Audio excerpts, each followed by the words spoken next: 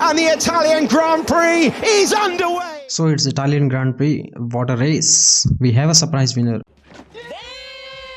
And it's not Max Verstappen.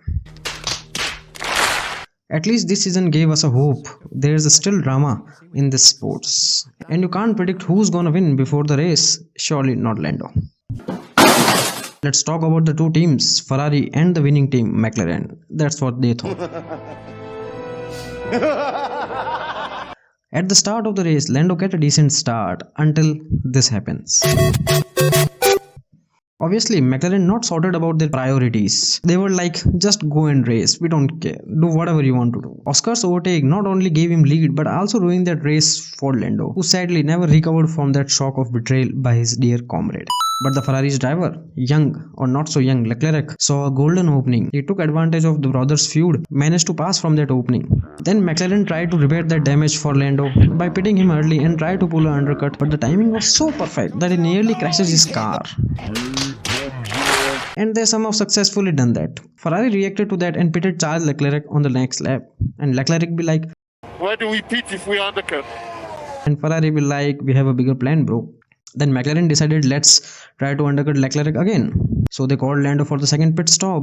Then Oscar pitted. They both came behind Ferrari. And to their plan, if Ferrari pitted, they would have came behind them and they will win easily. But there is a Ferrari big plan. One stopper came into existence. They saw the 17-second gap and just 13 laps to cover that. They gone for the risk and rewarded with a victory. Leclerc won with a margin of 2.5 seconds. If there's one or two more laps, Oscar would have overtaken him. But Ferrari knows the issue with the McLaren. They were constantly complaining about losing their front left tire. I don't think so. Front left is pretty dead. Even after that, McLaren have the pace, and if not Ferrari's one stopper, obviously they have won the race and finishes the cross line first. Wait a minute! Who are you? But this man has a plan which worked. Lando ended P3 even after starting from the pole. I don't know what's McLaren's strategy, but at end of the race, that's certain Oscar is not winning the race. At least they had switched positions with Lando and gave him that 3 extra points. That would have helped him to close the lead to the Max Verstappen for the Drivers' Championship. Because Oscar is not fighting for the Drivers' Championship.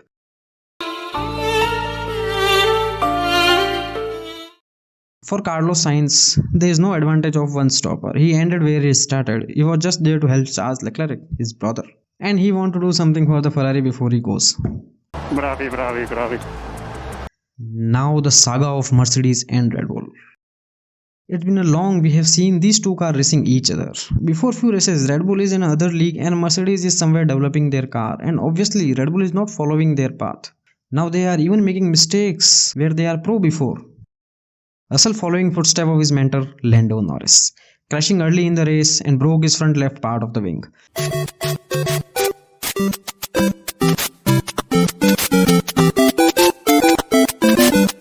Loses couple of positions that he never recovered from and ended 3 positions down at P7.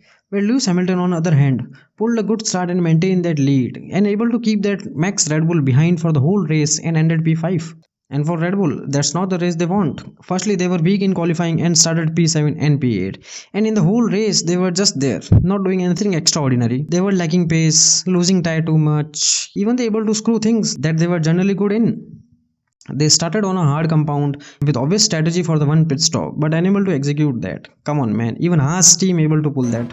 Oh, hell no! Where Max constantly complaining about tires grip and the frustration came out when he smashes his hand on the steering wheel after a slow pit stop. We just get on with it now, Max. And it's been a long time since Max stayed Lewis Mercedes back for that long. Some pretty good visual for Max. Having seen them racing brings some good old memories, or not so good.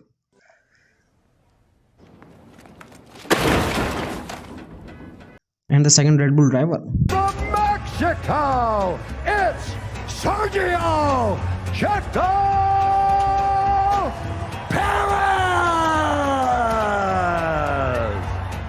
Is a sergeant for Red Bull. What?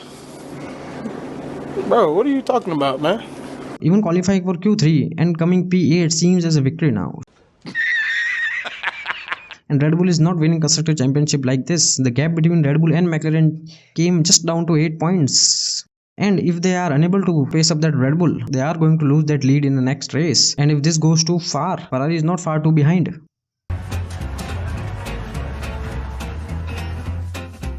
and the Haas and the Honda. For these two, it's not about the race, it's about vengeance.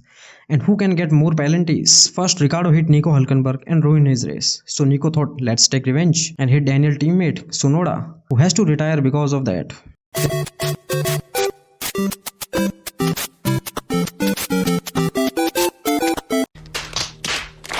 Then Kevin Magnussen hit Gasly and got 10-second penalties which cost him a position at the end and ended P10. Now let's talk about the Wonder Williams. Alex Albon ended P9, who has earlier ruled qualifying sessions, and Williams is improving race by race, and where Sargent replacement firstly not crashed anywhere and ended P12, an impressive race for Colapinto, and surely he is doing better than Logan. And if this is the trajectory Williams is following, there is a hope for Carlos too, and in a top 10, where Aston Martin finishing out of the top 10s. And the legendary Kick Sauber, happy at the back of the grid. I think they are just waiting for Audi to take over. Until then, they are comfortable at back. No racing, no development, it's like the world tour for them.